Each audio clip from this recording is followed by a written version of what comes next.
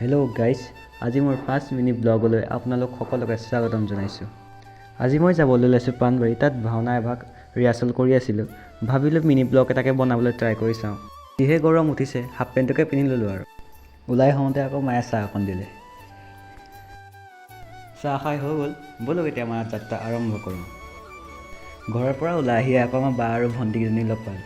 সিহঁতি বোলে গৰমৰ কাৰণে ৰাস্তাত বহি আছে, পূৰা বিজি হৈ আছে মোবাইলত। ব'লক ৰিণ্টুদা আহি আছে, আমি তিনিওতে অকণ ৰংগৈ। সেয়া ৰিণ্টুদা আহি পাইছেহি আৰু এখেতে বোলে আজি ভাতটো বেছিকৈ খাই আহিল, সেইকাৰণে পেটটো চাইছে বাঢ়ি গ'ল নেকি। এনেতে আকৌ আমাৰ বাহিৰত টিংকল দা আমাৰ মাজত উপস্থিত হ'লি। একদম হাঁহি আহিছে, একদম ঘৰত সোমাই থাকেতো আজিকালি, খাই খাই শকত হৈ গৈছে যে আমাৰ হিমাংশু। ব'লক আমি যাত্ৰা আৰম্ভ কৰোঁ। এয়া আমাৰ কুৰাবাৰী তিনিআলি। এতিয়া আহি পালোহি আমি বোকাখাট।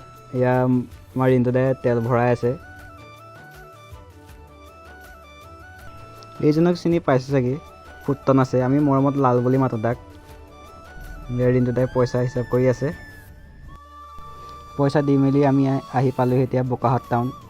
চাওকচোন ৰাতি কিমান ধুনীয়া লাগে আমাৰ বোকাখাট টাউনখন। আমি আহি পালোহি বৰ্তমান পাণবাৰী। অকণমান দূৰ গৈ আমি নামঘৰ পৰা পামগৈ এতিয়া। ফাইনেলি আহি পালোহি আমি পাণবাৰীৰ নামঘৰ ভাগ। এইজন আমাৰ ৰিণ্টুদা সোমাই গৈছে। আজি ভিডিঅ'টো ইমানেই।